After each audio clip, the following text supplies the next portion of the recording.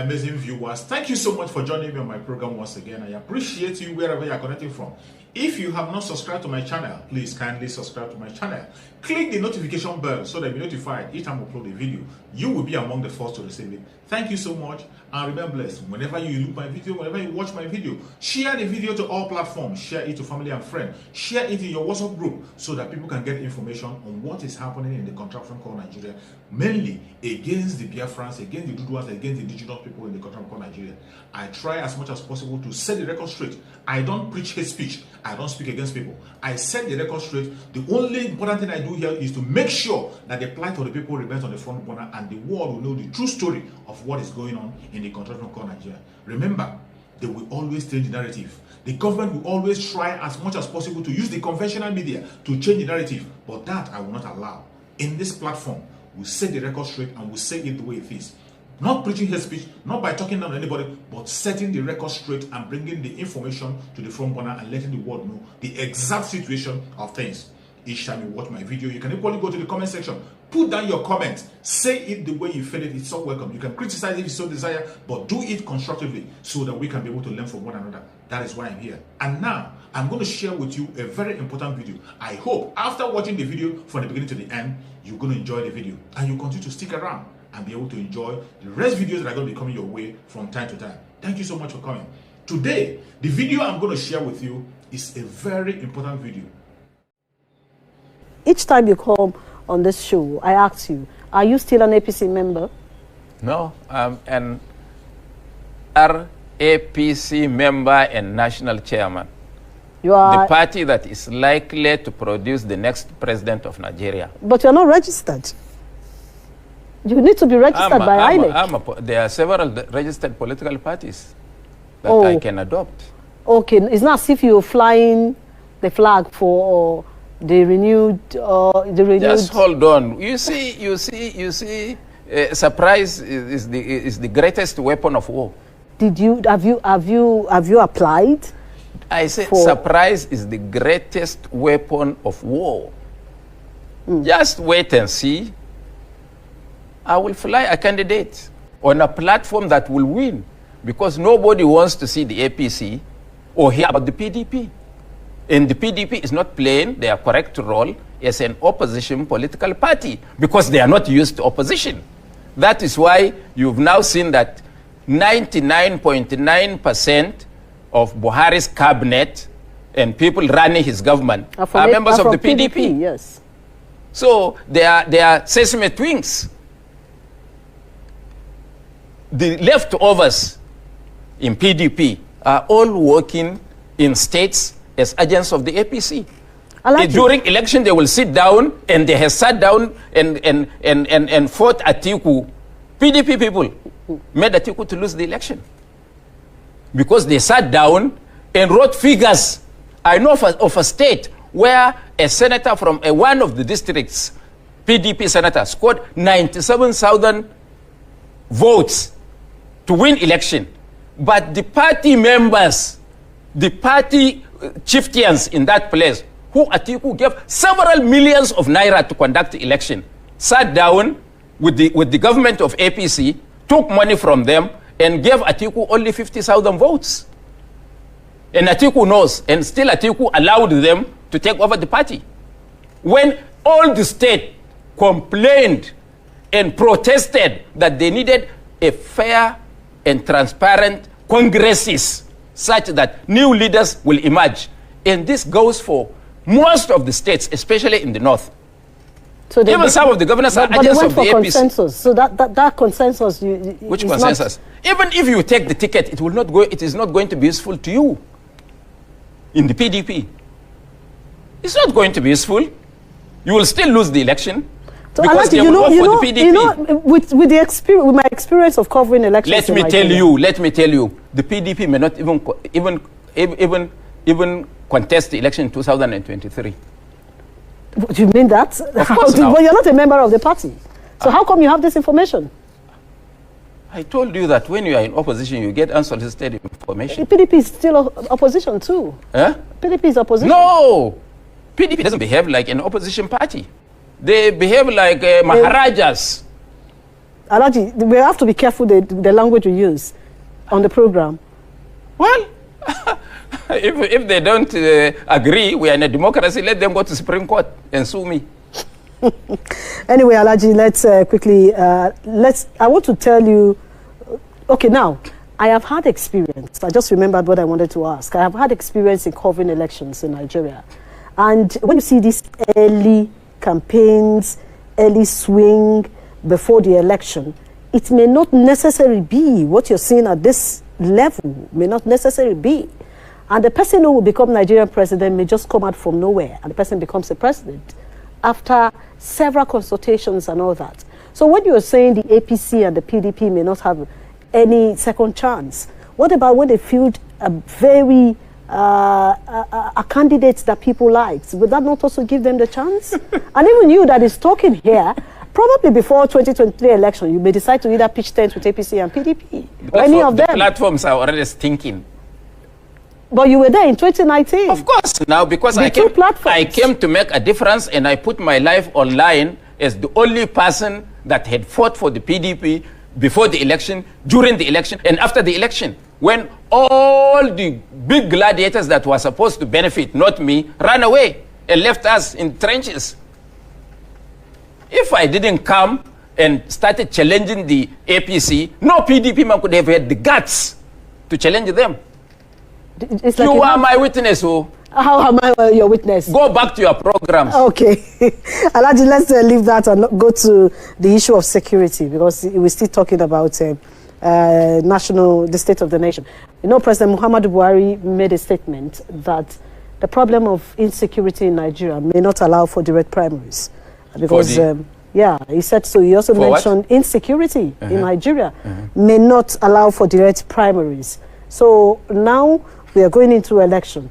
Just look at what happened in Zamfara a few hours ago, and what has been happening in most states of northern Nigeria, and even in the south. So will this determine electioneering ahead of 2023, like it did in 2015? First, let me say I was in Ondo 3 days ago to attend a friend's birthday colloquium, and I spoke there. And while I was there, we received the news that gunmen killed 3 people. The gunmen that they termed suspected Fulani herdsmen. I want to, you know, because Nigerians don't really look at issues and try to analyze and rationalize them. Me, I'm even beginning to think that governments at all levels, because they are losing popularity, are allowing this insecurity to flourish, so that they can use it during election campaign to write themselves into office for the next phase. But it is also here before you, because me, I will just be referring to you that I said last time that Jonathan was better because in 2011, I mean 2015, he postponed the election by 6 weeks. You remember? And brought in mercenaries. Jonathan. Why are you people not reflecting back? Jonathan brought in mercenaries. And within 6 weeks, the mercenaries reversed the fortune of Nigerian military and security and sent the Boko Haram out of the vicinity of pooling areas across Nigeria. And we were able, after that 6 weeks, there is no polling booth. There was no there was no voting during Jonathan's time. Now, this government came in and they said, oh, no. We're not using that tactics. We don't need mercenaries. Nigerian soldiers are capable. Now, the insecurity has multiplied 100-fold because government told you that they killed 200 people. Is that what you said? That is government position. Do you trust them? Has Even anybody today. has anybody in this government has ever spoken the truth? Tell me that person. I have on record, I spoke to one of the emirs yesterday night. He was crying with tears. And the number he told me, I cannot afford to tell the world. Only God knows the number of people that were killed in those 8 villages. And for them, it is business as usual. And I want to assure you that the governors are enjoying it because they will now use it to write figures for themselves. When there's no election in the world. So what I am saying about this insecurity is that government should know that it is cheaper to recruit mercenaries and stabilize Nigeria so that me and you can go about our normal businesses.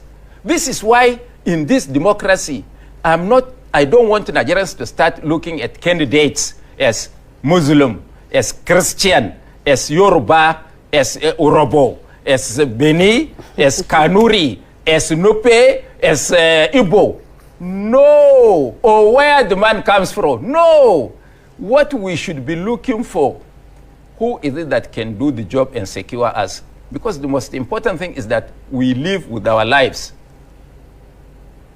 This APC, there is nobody in APC that can secure us.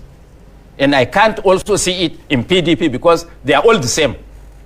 So let's look at that. But you're not telling us where you can see it. If you can't see it in APC, that horse. Alaji, if you can't see it in APC, you can't see it in PDP. I say, then you need to let Nigerians know. I'm just borrowing from you. I'm just borrowing from you. Borrowing from me. Yes. Let's look at that dark horse who can do this job for us. Let's look at what? That dark horse you mentioned. Dark horse. Dark horse is unknown person. Unknown person, yeah. That's it. That's what you said now. Am I saying it or you said it? Yeah, because you have not told us who the person is. No, did you mention the word dark horse? That somebody coming from nowhere. No. Did you say or you didn't say? I didn't say that. Dark horse. They will run this thing down, then you will be a liar. Oh. Because you said that somebody can come from nowhere. Nowhere, that is it. That's dark horse now. You are looking at the dark horse. I didn't categorically call it dark horse. It is a matter of semantics. Yes. I know that dark horse means unknown person. Unknown person. So I'm glad that you went to school. Alaji, let's bring mercenaries. If we want election to hold in Nigeria, let's bring them. Instead of spending 20, 30, 40 or whatever billions every day sharing to officers and commanders who do nothing. Let's bring let's go to South Africa or Russia or France, bring mercenaries, give them contract. You see this map, this is Zamfara State. We don't want to see one bandit in the next 2 months. How much are we paying you? $10 million, $20 million, give them. It's cheaper. They will clear the place. But do we have that money in Nigeria? Because we keep borrowing. How about the ones they are stealing? We keep borrowing. They only borrow to share. If they say they are not sharing, let them show me what they have done with the money. The Tokano jets that they launched, is that not part of it? So Tokano jets is 35 billion US dollars. Is that what they told you? I should be asking you with your experience. You are the one who mentioned Tokano. No, because I know that it was celebrated that the Tokano jets was only 300 million. That's part of it. That's part of it. The way to stop insecurity in Nigeria. Don't be a clever journalist. That's what I am. I'm proud to say that's what I am. Please. You are trying to protect these people. They are our servants. Alaji, I am only doing my job. I'm not trying to protect them. It's okay. They are our servants. They are not our masters. They should know. Why do any governor think that he's more intelligent, more clever, that he should think for me? Why should somebody now go to president and tell him that I want to contest the election, I want your support? It's the president of Nigeria, the whole of Nigeria. He has only one vote. Idiot must vote. not even Buba Galadima's vote. So why should you go to him? We make the heads of people swell and they feel they are important. They are not. They are our servants. How many governors did I make from MPN to date? Now, these governors, for example, that are fighting their predecessors in office, don't they know that they will also one day become ex-governor? And would they be happy if somebody who is on the seat fights them? Exactly. Alaji, before we let you go, because we have limited time now, before we let you go, we are seeing in Nigeria where people do not even trust traveling by the road because of insecurity. And they're talking about another election going forward. If peradventure the president takes a decision, like you said, he refuses to sign the Electoral Act, what should we expect? Chaos. We're not praying for that. I didn't say I'm praying for chaos, but that's what you should expect. For example, what happened in the 60s between Awolowo and Akintola and was called Wete, that time you are also part of Western region, would be a child's play of what will happen in the Southwest during this 2023 election. Southwest? Yes. Go and write it down. I ask Nigerians wherever they are to write it down. For benefit of those who were not even born then, can you tell them what happened? A brief of it? They were roasting people. No, alive. we don't. Alaji, please. I don't know that is that scary. But we don't need to bring in those scary. But we have to say it so that those who are vested with the responsibility to protect property and life should take immediate action to forestall that. But we can't go on national TV and instill fears in the heart of Nigeria. What do you mean? Is this? We are living with it now. I lost several people. Even today, I lost an uncle who was the first person in our area to live in Ghana, to live in Central Africa, to live in Shagamu. We lost him. I can't go. I lost my brother. I can't go. My wife lost her sister. We couldn't go. The only way to travel now is by air. And I don't know how airworthy those aircrafts are even. So it is because these people, they chop money. They've got private jets. They don't even feel it. We have to look. No mother would know that the child is hungry unless the child cries. This is what exactly we are doing to alert them. But you know that the people at the receiving end are not the politicians. They are the common Nigerians, those who don't even know. I'm a common Nigerian now. Those who don't even know. Why are you going outside this studio to look for a common man? I'm here. Alaji, you are still at the I'm top. What? People still see you as being at the top echelon. Of what? Because of Wahala. You are friends to these politicians. I'm not. None of them could afford even to pick my phone. I have children that cannot get job. No, what I'm saying is, when we speak on crisis, we should not instill fear. I have no pension. Because the politicians, family are not in. Their families are not gone out of the country. I have no pension. I have no gratuity. I have no business. I can't walk into any government office. My farm is 85 kilometers away from Abuja. Everybody that knows I go to that farm advised me not to go. But I ask, if I don't go, how do I eat? So I'm a common man. I live with the common people. Come to my house, I tell you that the number of people who come to my house every day cannot be found in any house, including the villa in Abuja. So how do we solve these problems? Because it's not just government alone. Right now, it's government. There is the first bus stop is government. They have to bring the enabling environment for everybody. For everybody. That is their responsibility. If not, then why are they there? And they applied for this job according to Chief BC Akande. And they gave them the job. We are still getting new applications for 2023. So they are joking now because there will be no 2023. This government doesn't intend to conduct any election.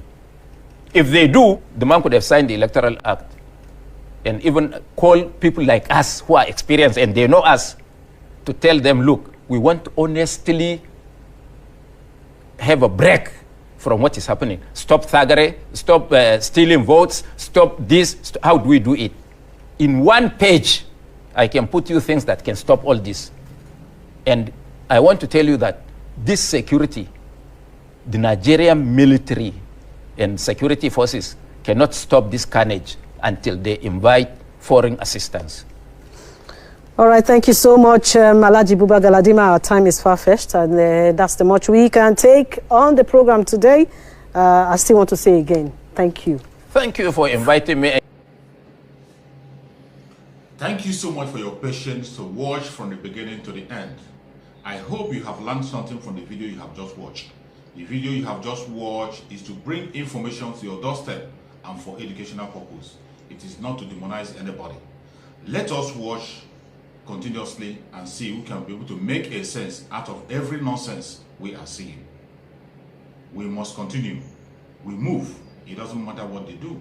It doesn't matter what they say. They will kill us. We will kill them. At the end of the day, Biafra is here. Thank you for watching. If you have not subscribed to the channel, please kindly subscribe to the channel. Click the notification bell so that you're notified each time I upload a video. You will be among the first to receive it. Thank you and remember blessed. Bye-bye. See you